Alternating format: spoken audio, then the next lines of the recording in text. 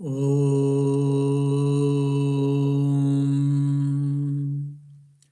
Namah Shri Yatirajaya Vivekananda Suraye Satchit Sukaswarupaya Swamine Tapaharine.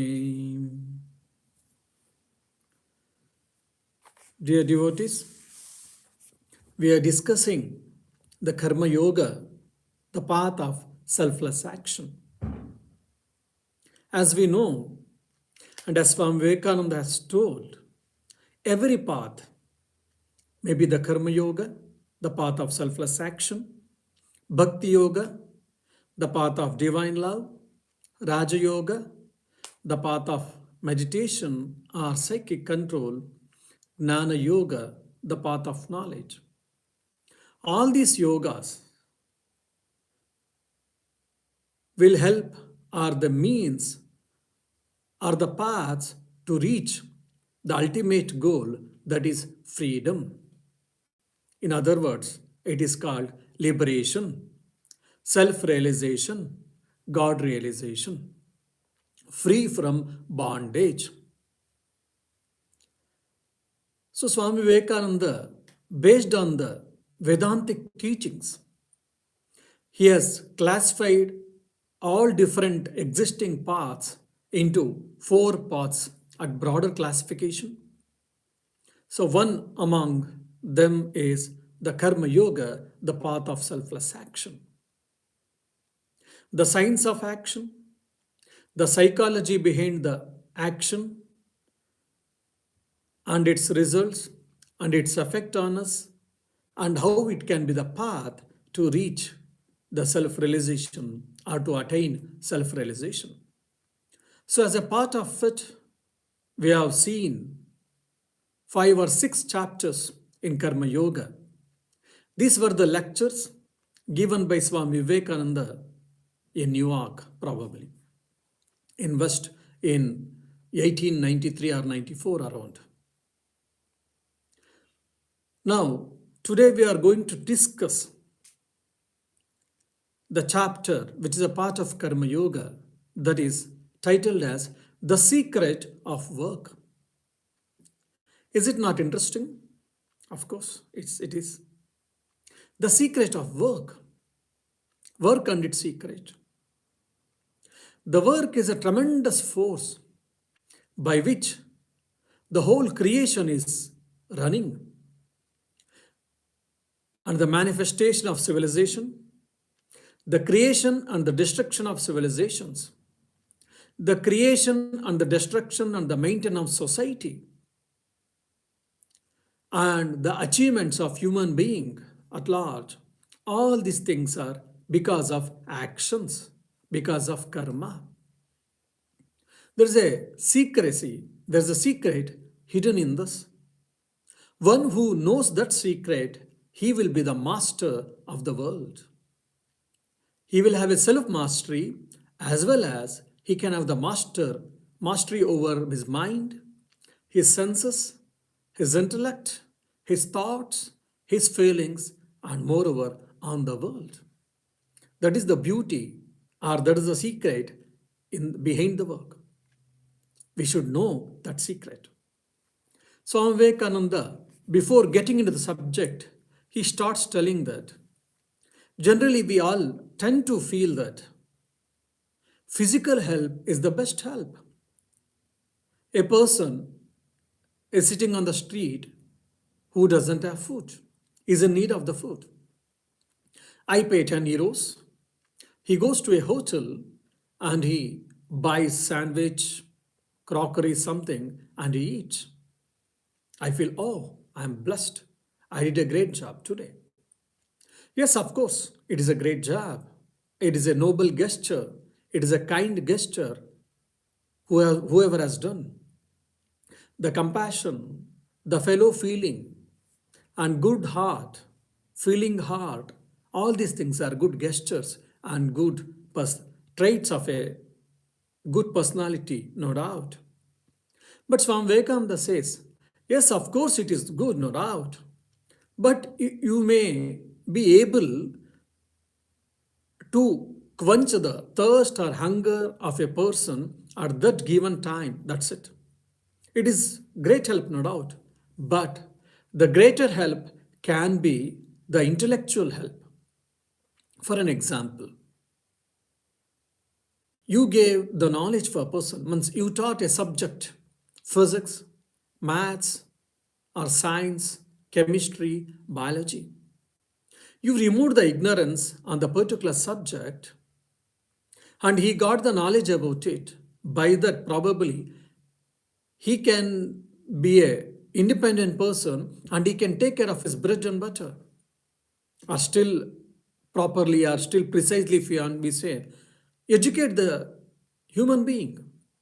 By giving education, he or she will be enabled to take care of the life, to take care of his or her life, to take care of their own bread and butter.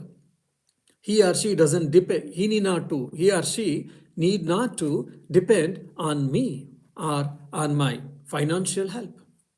That is much greater.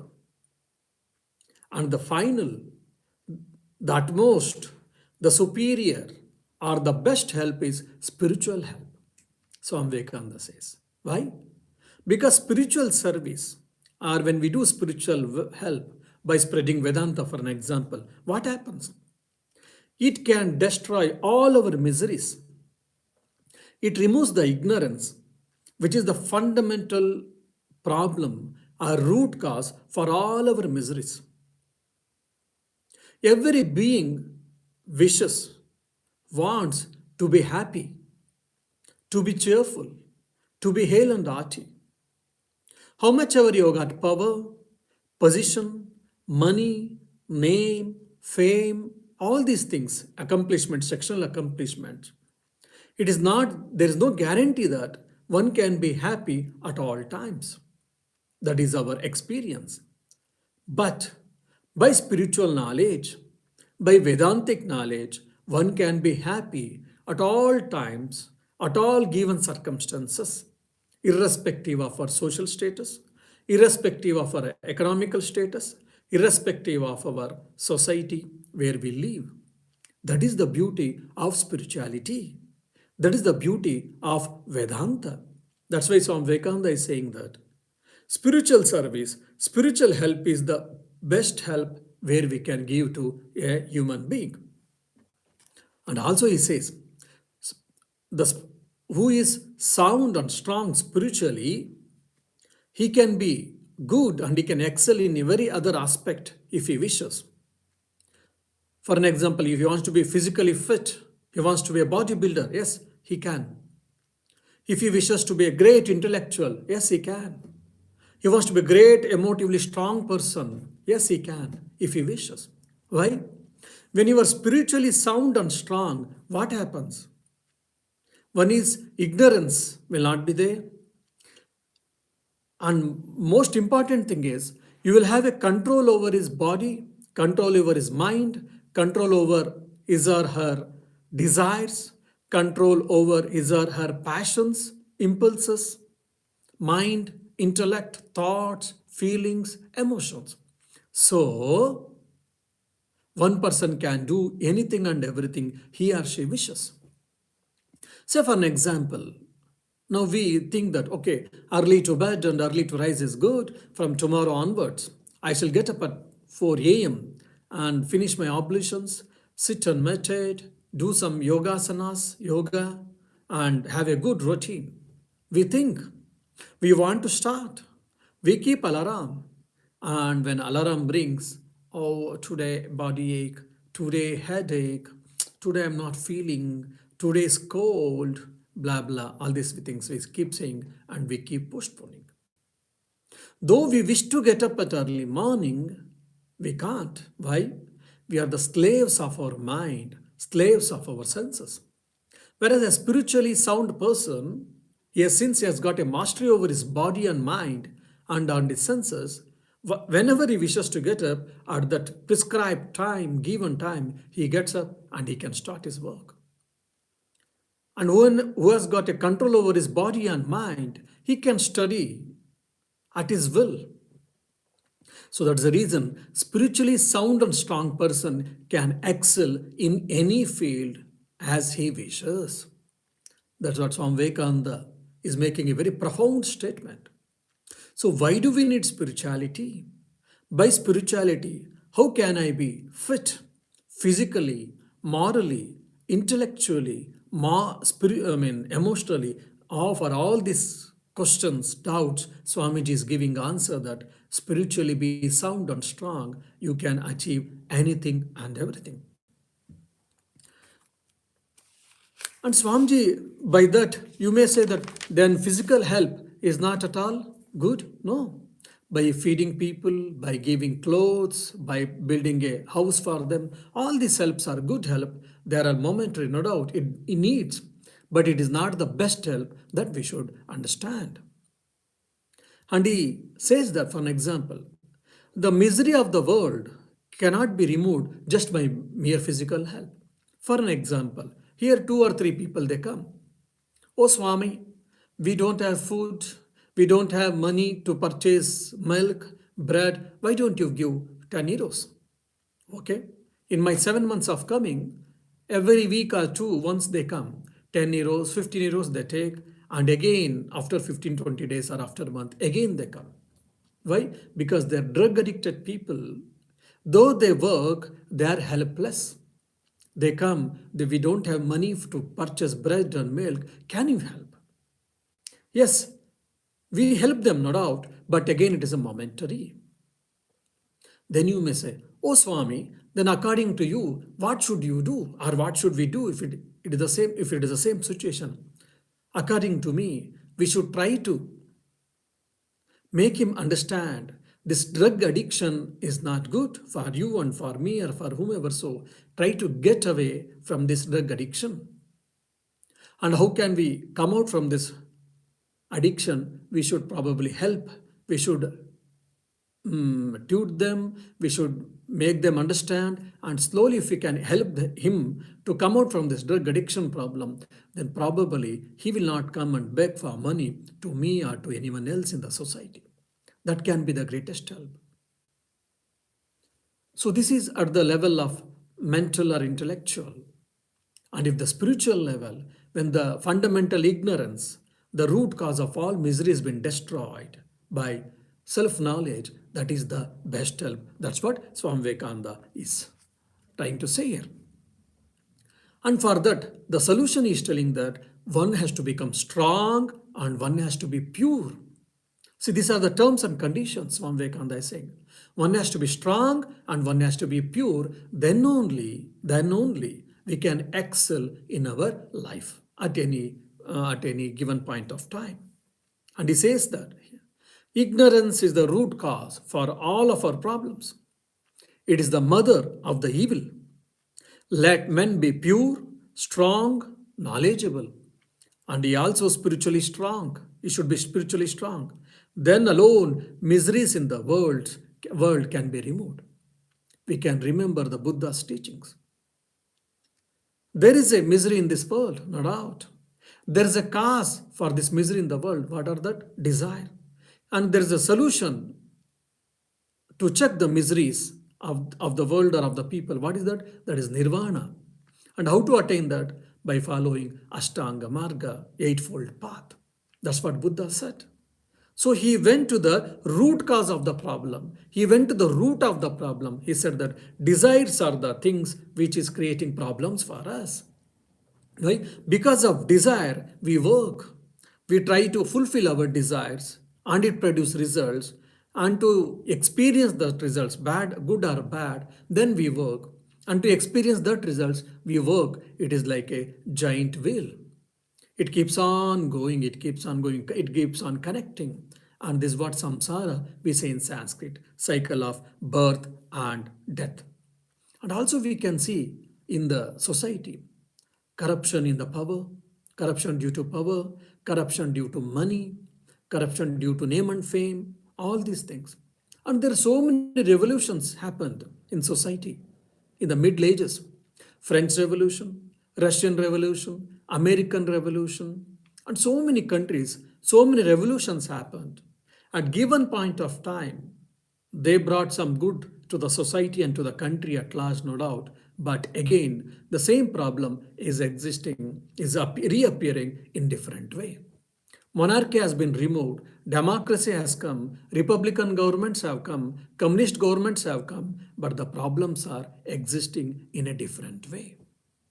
So, how much ever we try, we cannot completely get away all these things. That's why Swami Vivekananda is saying that spirituality is the only thing by which all our miseries, all our sufferings can be removed completely.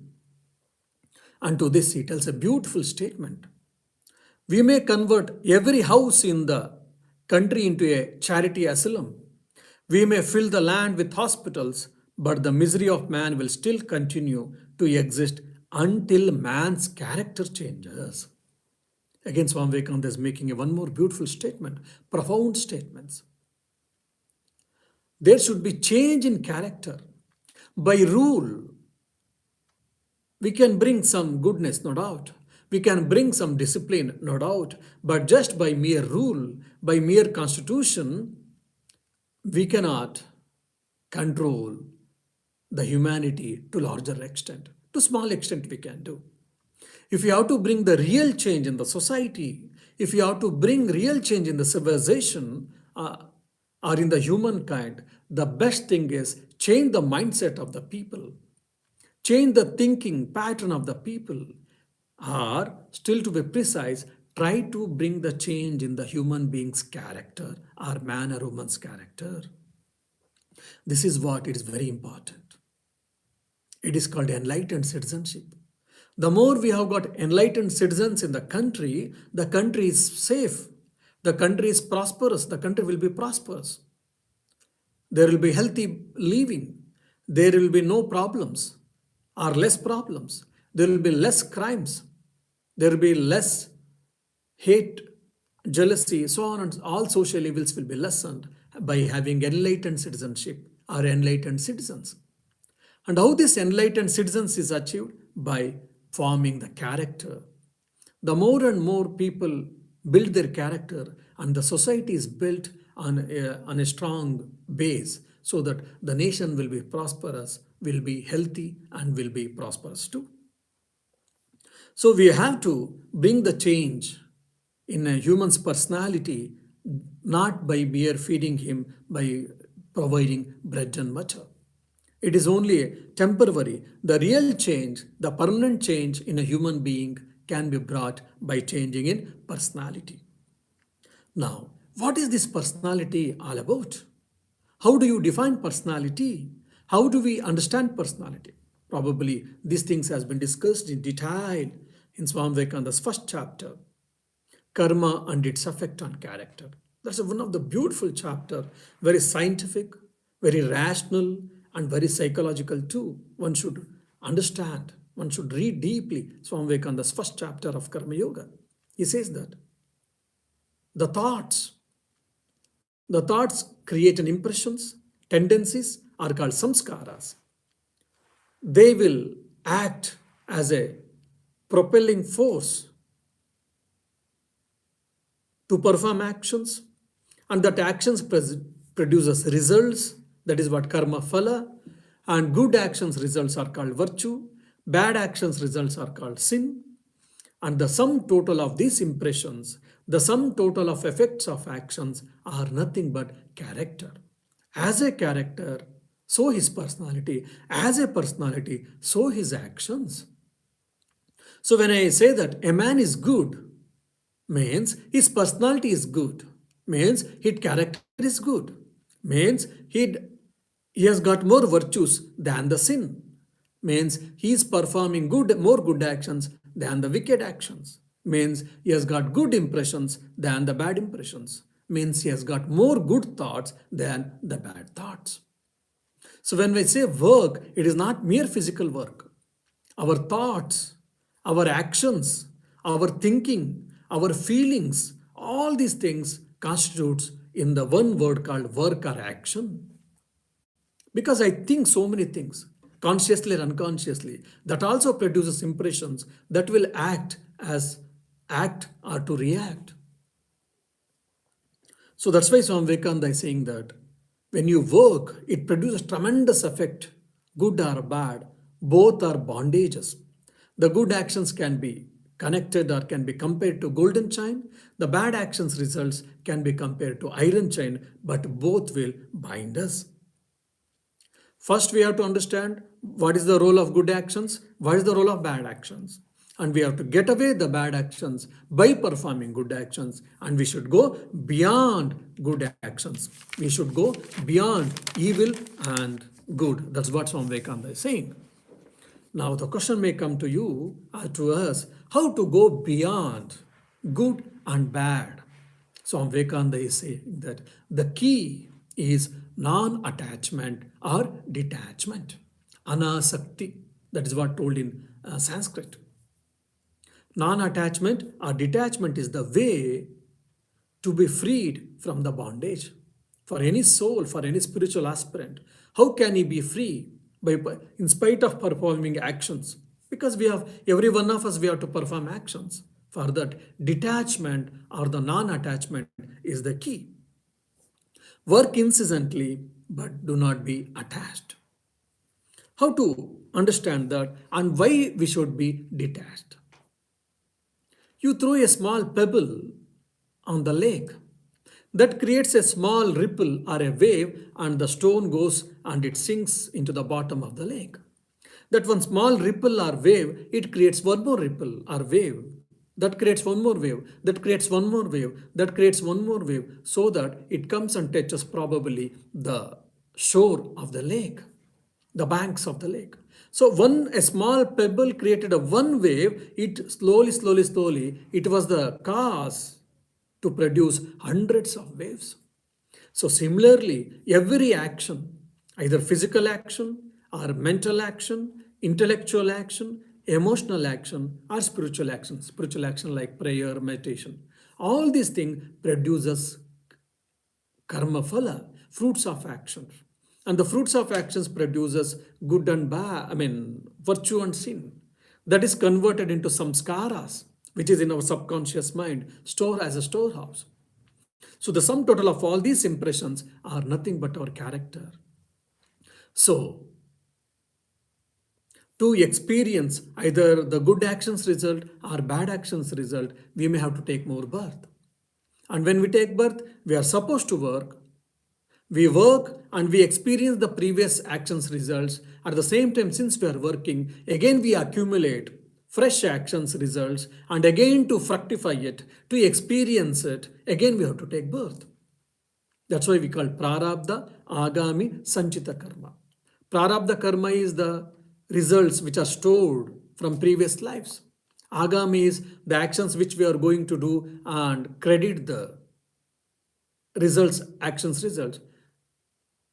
And sanchita is which is already in the storehouse of previous lives and the present day previous karmas results. And Swami Vivekananda is saying that, see, good actions produce good results. They are called virtues. It is called punya. And the bad actions produce bad results. That is called papa. If someone is called sinner, that means he has got bad actions, bad thoughts, bad impressions, mostly in his life. And someone is very gentle person, very saintly person, very good person and all. That means his actions are good, his thoughts are good, his impressions are good. Fine. Now, how to go beyond it? Swami Vivekananda says that you should keep on continuing performing good actions. Now the question comes, why should I perform good actions? Because we have to perform actions. Without performing action, I cannot sit simply. So by performing more and more good actions, slowly, you'll be negating, you'll be getting away from, you'll be controlling the bad actions. And keep on going good actions, then whole of your life, whole of your mind, whole of your personality, whole of your character will be filled with the good actions. Then you are a good person. But again, it is a bondage if you are attached to it. You'll be a so lucky person. Whatever you wished, all your desires are fulfilled because of your good actions results, no doubt. But again, it is also a bondage. How to understand this? For an example, there is a glass chimney or there is a glass, and because of it was in the there's a glass which is in a kitchen, we were cooking, and oil and so many things we use for spices, oils and all that. I mean, flame has gone with that oil thing and it has deposited on the glass. It has become very stinky and very dirty, and it has become so much dirt. A layer of dirt has been covered on the glass. We are unable to see what is the other side. Earlier, it was when it is clean, we were able to see our garden, beautiful garden, because of now continuous deposition of the dirt, which is with oil, mixed with oil. It has become so stinky. Not only that, it has covered and we are not able to view our garden. Now I would like to clean it.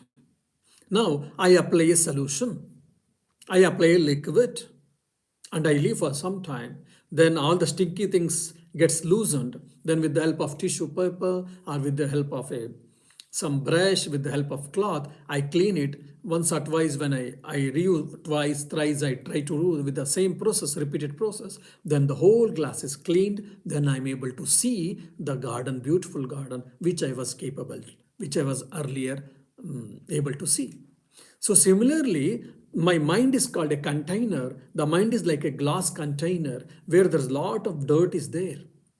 By doing good actions again and again and again, what happens? All the bad actions are removed. Just like I cleaned my glass, window glass, kitchen's window glass. Just like when I cleaned it, what happened? And I washed it and I removed all the solution, then I was able to see the garden. Similarly, I'll be able to see my own reflection that I am the self or I am the Atman. So that is the reason we have to keep on doing good actions. The one more example can be, there is a pot. Due to uh, proper due to lack of proper maintenance, the water has become very dirty. But it is a huge and it is stagnant and we cannot remove it and we cannot make it upside down and remove all the water, and it is basically static. Okay, you remove slowly all the bad water, fine impure water you removed, but still there's a stinky smell and inside there's a bad odor. You pour the good water. Though you were pouring a pure water, good water, still there's some bad things. So you keep on pouring good and remove. Keep on pouring good water and again you remove. Or instead of removing, you keep on pouring good water. Keep on pouring good water. The water is overflowing, but still you keep on pouring a good water. Keep on pouring good water. At some point of time, all the dirt gets removed and all that bad water is removed. And however we pour the good water, even whatever the water is coming out, even it will be the same amount or the same quality of good water.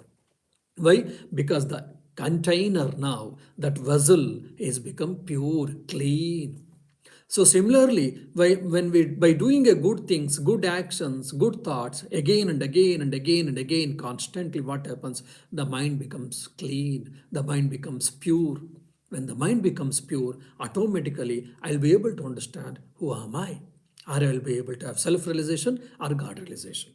But if you're attached to this good actions or good actions result, that will create a bondage. So that is the reason. But now we have understood why should we perform good actions. Now, how to be detached from these things, it is very important. And why should we detach from these good actions is also very important. Just like I was going in the forest, a thorn pricked me. Oh my God! Then I saw one more bushy tree which it has got thorns. I plucked one thorn, and with the help of thorn, I removed the thorn which was struck in my foot. I removed it. Now, oh, this thorn helped me to remove the thorn which was stuck on my foot, saying that I don't keep this thorn in my pocket. Oh, thorn, you were so good. Okay, I will keep on. I will keep it with you. I keep it with me. It may be useful. We don't. We throw away. So similarly, All the good things we wish to we practiced by to remove the bad thoughts, to remove the bad things. So again, these good things also, good actions, attachment to good actions is also an attachment. So to get away from that, I have to practice detachment or non-attachment. And for that, Swami Vivekananda gives a beautiful example. For example, I am working in a shop. There are every day hundreds of people are coming as a customers. So many people come, they talk, they do interactions, and I'm seeing, I'm talking with them, I'm interacting them, etc., etc. At the frag end of the day, when I closed my shop and I go back to my house, I finished my supper, and when I close my eyes, when I go to bed and when I close my eyes, I may remember 4 or 5 or 10 people who either some of them have created some nonsense, or some of them have created such a beautiful beautiful impression on our mind, or whomever I was attached because of his or her beauty, because of his or her talking style, because of his or her nature, good nature. My mind was attached. My mind liked him or her. So only such people, only that few people, very few people, I'll be able to remember. Though I met hundreds of people, I did transaction with hundreds of people, my mind only remembered very few people who were attached, who created an impression, who were instrumental in creating impression in my mind, only I remember them. So giving this example, Swami Vivekananda says, when we are attached to actions, either good actions or bad actions, that will bind us. Like that, there are so many people came and went, but we don't remember, that didn't create any impression. Because why? We were not attached to them as a customers. But whereas we were get impressed, we liked some XYZ, that is the reason we are able to remember their face, we are able to remember their talk, we are able to remember the conversations. Because we felt it interesting, we got attached there. So similarly, whenever you do action, don't get attached to it. I have to perform action because I cannot sit idle. Empty mind is devil's workshop. So I have to perform action. So I have to perform action. So instead of doing wrong action, I will do good action. And doing good actions, it may produce us good results, but I am not attached to it. By that, what will happen? One is no more accumulation of results, or no more accumulation of debits, or no more accumulation in my account. And not only that, whatever has been accumulated, slowly, slowly, it gets loosened or it gets removed. For an example, there's a chain. In the chain, there are 100 links. I did a good action attached to the result, then 101th work is 101th result. I made one more action, 102, and it produces one more result. It is called 102nd chain or 102nd link. Now I understood Karma Yoga. I started performing good actions without expecting any results or without attaching to karma or actions. What happens then when I did a action without attachment? Then what happens? My 100-second link gets removed. And again, I perform action without attachment or with detachment, then the 101th link is been removed. So when I keep on performing the karma yoga, when I performing karma or actions without attachment, slowly, slowly, this one by one, these links will be removed. And what happens? I will be free. And this freedom is the hallmark of the life. Every one of us, we want to be free persons. We don't want to be bound person. We didn't want to be binded. But unfortunately, we don't know where this real freedom is there. Some feel that it is in money. Some feel that it is in power, position, name, fame, etc. But now, the real freedom is in oneself by understanding who am I.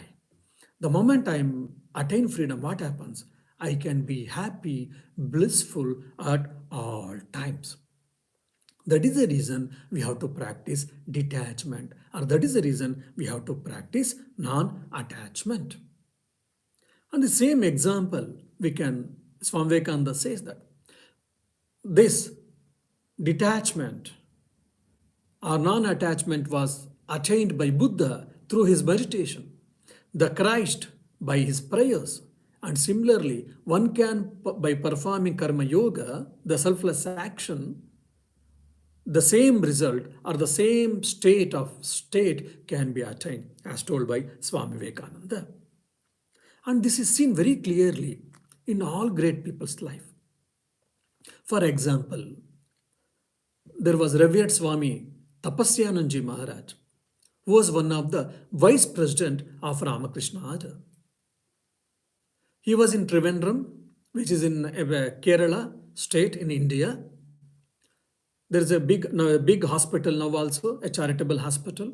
He built it and he worked day and day out and more so nicely he developed it, and as he was in charge of that hospital, he was doing.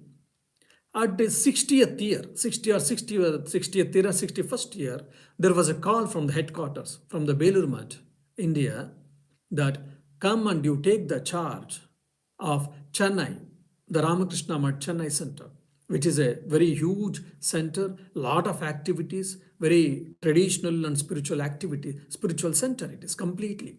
More of traditional puja, worship, rituals all, and publication. And so many other multifarious activities are going on. Now this Swami Tapasyananji said to the authorities, look, most of my time I'd spent in the hospital. So I have got, what you say, expertise in the hospital and how to deal the problems, etc., etc.